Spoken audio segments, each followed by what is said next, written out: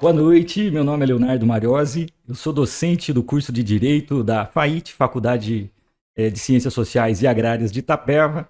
Nós estamos na segunda noite da 20ª semana jurídica desta instituição e hoje nós estamos aqui recebendo a doutora Adriana de Paula. Ela também é professora de cursos jurídicos e ela vai falar hoje para a gente sobre direito médico. Boa noite, doutora e professora Adriana, seja muito bem-vinda a essa instituição. Eu que agradeço o convite. É uma honra recebê-la e conversar um pouquinho, fazer um quebra-gelo desse assunto que promete render muito e que vai trazer muito conhecimento para os nossos alunos logo mais.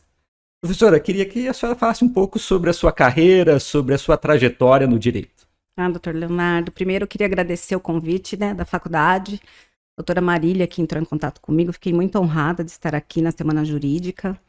Vou passar um pouquinho do meu conhecimento dessa área que eu entendo ser super importante para a sociedade, para todos os alunos, advogados que estejam presentes. Então, eu vou contar um pouquinho como essa área entrou na minha vida. É uma forma de eu até contar o meu início da minha carreira. Eu já estou há 23 anos, eu sou advogada.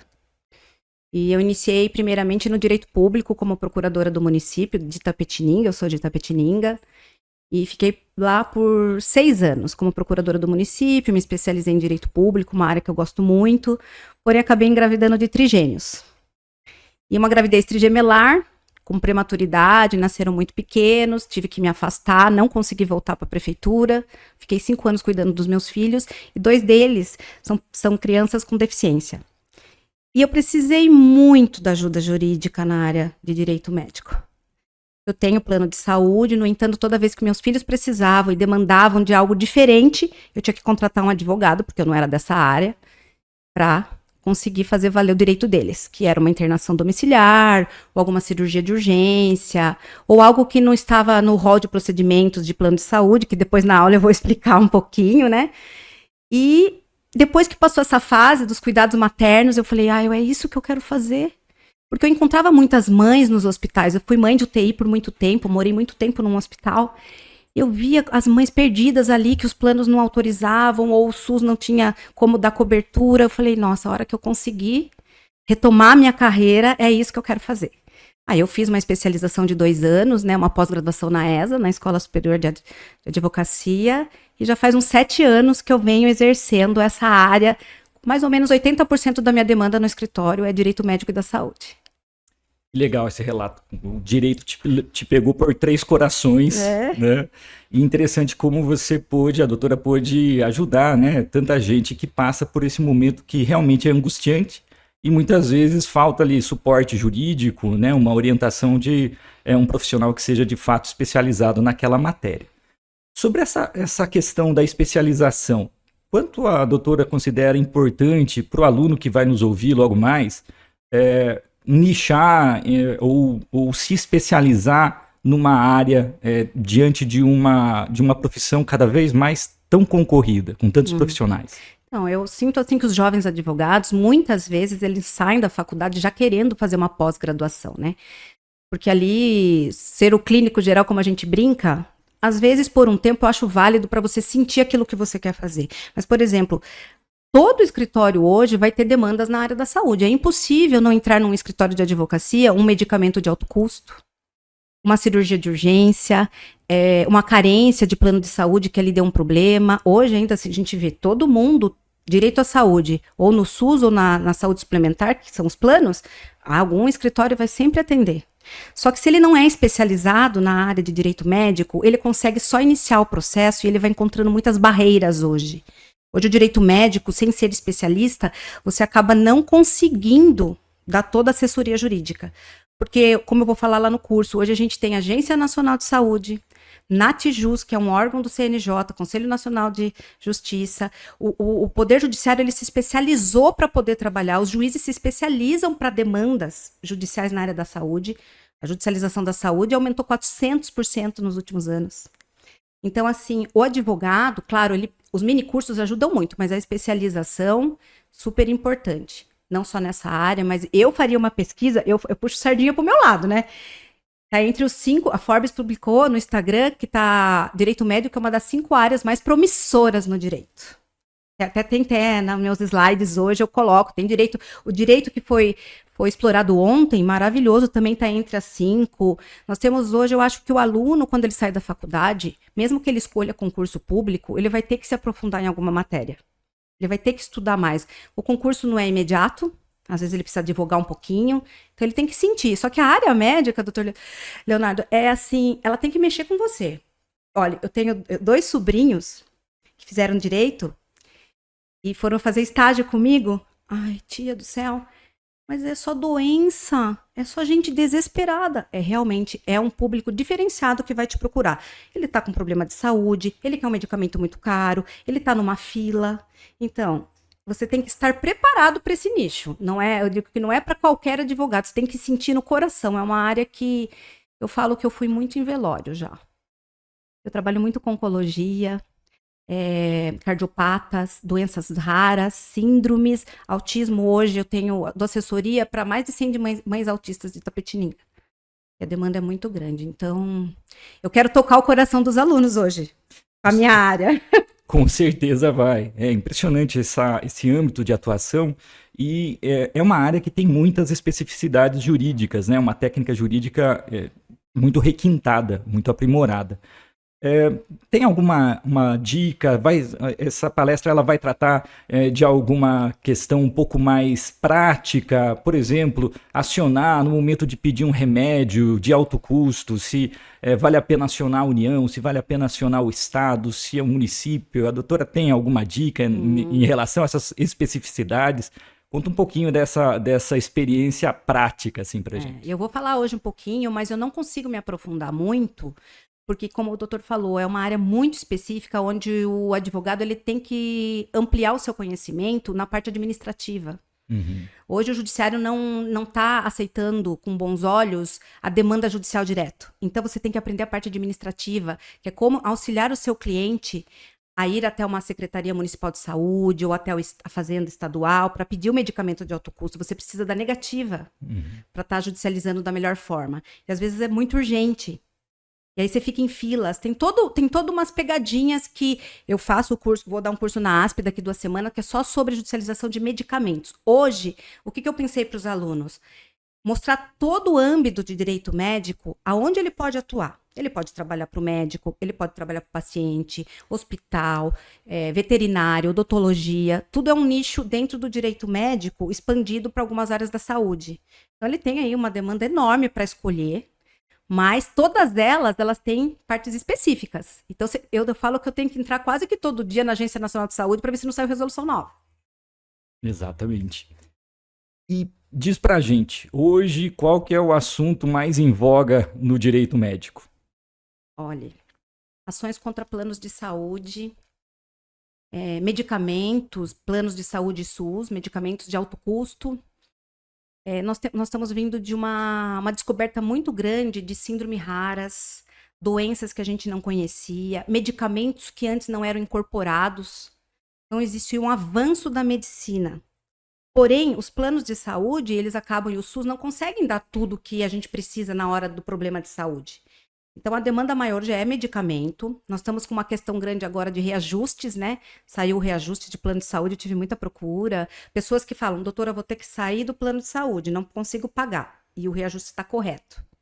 Portabilidade. Então, vamos estudar uma portabilidade, vamos estudar o melhor convênio para você migrar, para você não ficar sem. Então, é uma demanda grande que surgiu agora com o reajuste. E cirurgias de urgência, isso é uma coisa que tem muito no escritório. A pessoa precisa daquela cirurgia, porém, às vezes não consegue, o plano de saúde nega porque está em carência ou algo do tipo. A doutora já pegou algum processo, já patrocinou alguma causa referente a a questão que atualmente está sendo noticiada desde ontem, né? Antes de ontem, o Faustão está na fila para o transplante. Uma situação bastante complicada, né? A gente torce para que tudo dê certo. Mas existe alguma forma de judicialização e, de certa forma, tentar buscar uma maneira de conseguir uma prioridade quando as próprias agências reguladoras, os órgãos administrativos, de alguma maneira, acabam não reconhecendo aquela prioridade? Existe alguma forma de judicializar isso? A doutora tem alguma experiência prática nessa área? Então, esse é um assunto que tem me perguntado muito. Ontem eu estive num congresso de direito médico da OAB São Paulo, eu sou membro dessa comissão, e ficamos o dia todo falando de diversos assuntos, e esse é um dos assuntos importantes do momento, porque Faustão, né, é uma figura pública que traz um assunto que para qualquer pessoa que precise de um transplante é importante. Porém, a fila, ela é nacional. Hoje nós temos quase 40 mil pessoas na fila esperando um coração. Quase 40 mil. E como que é feito? Tem as regionais, precisa ser regional também, não só nacional, a fila, porque às vezes um coração muito longe, o Brasil é muito grande, então a gente precisa regionalizar. Porém, vamos colocar o caso do Faustão, que ontem a gente abordou.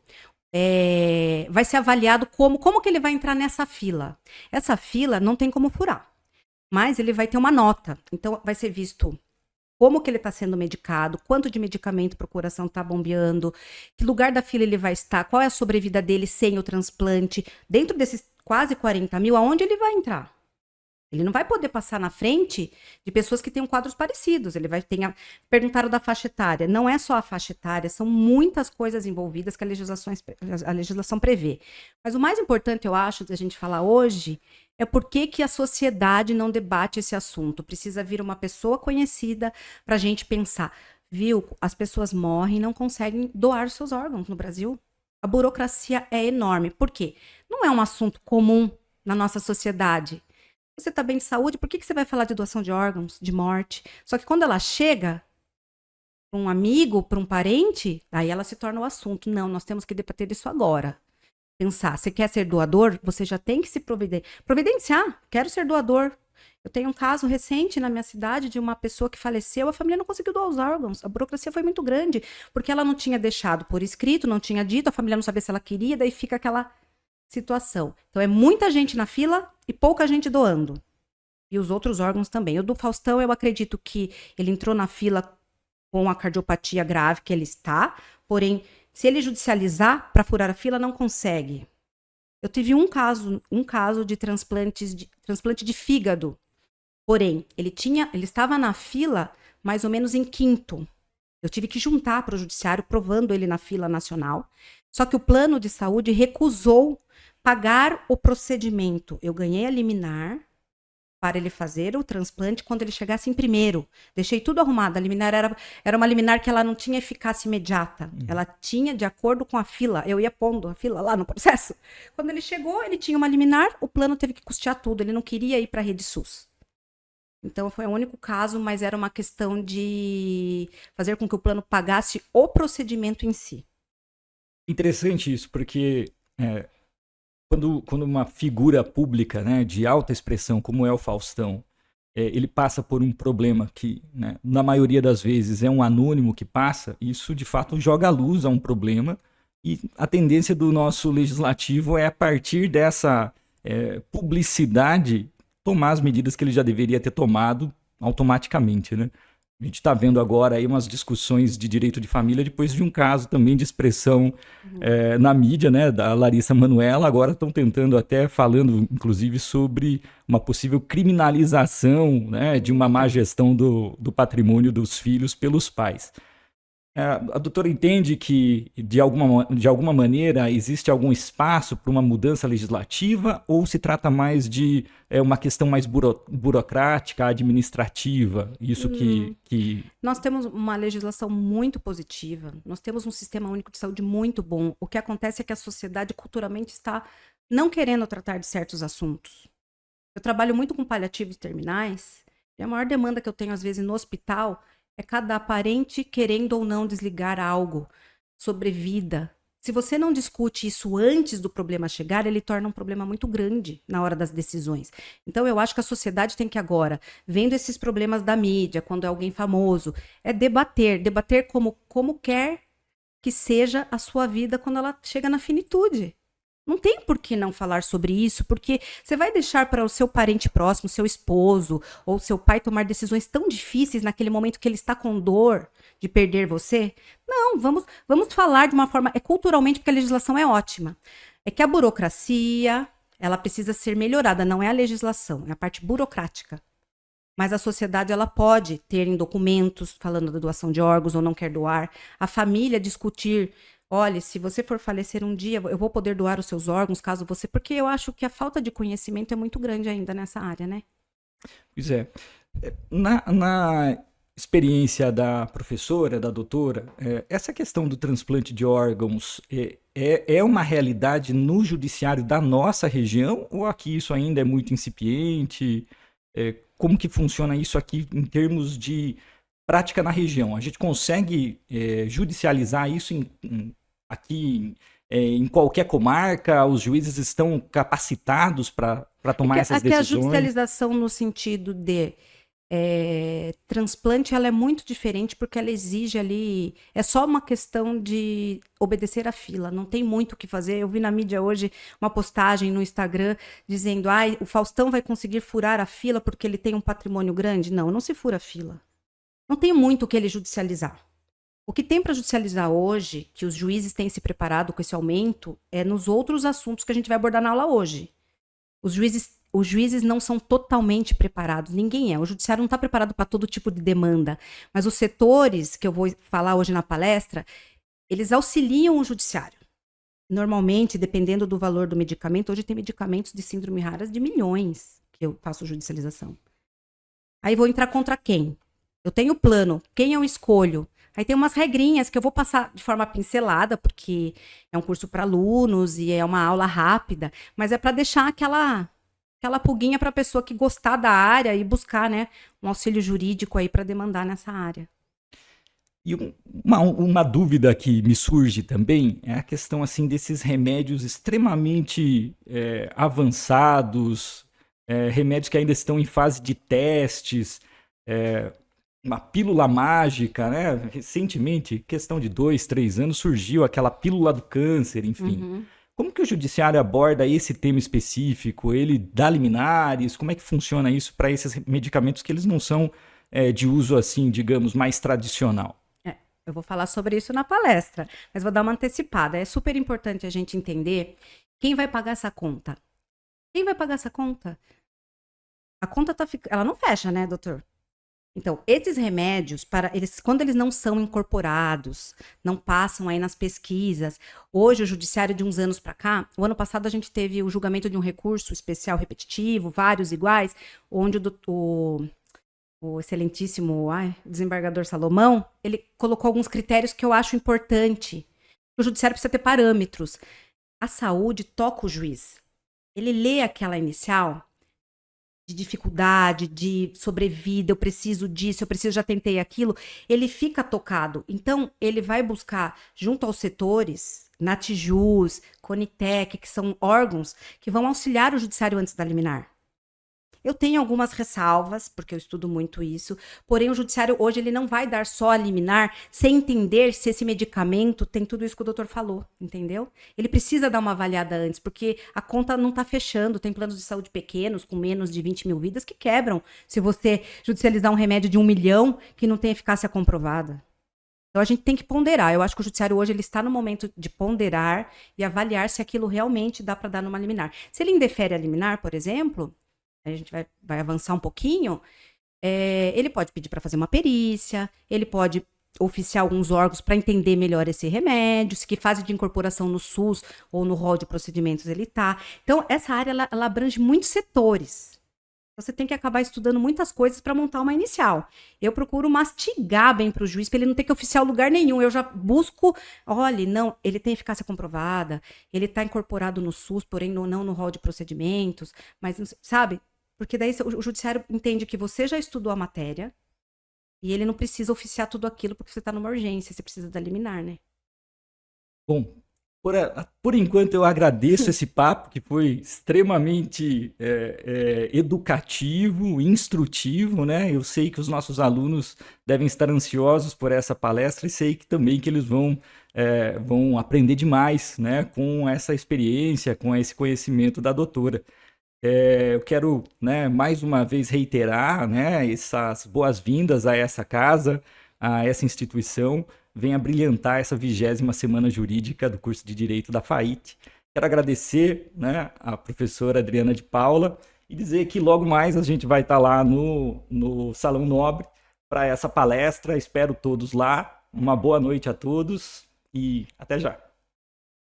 Eu agradeço o convite, né? Estou muito feliz de estar aqui.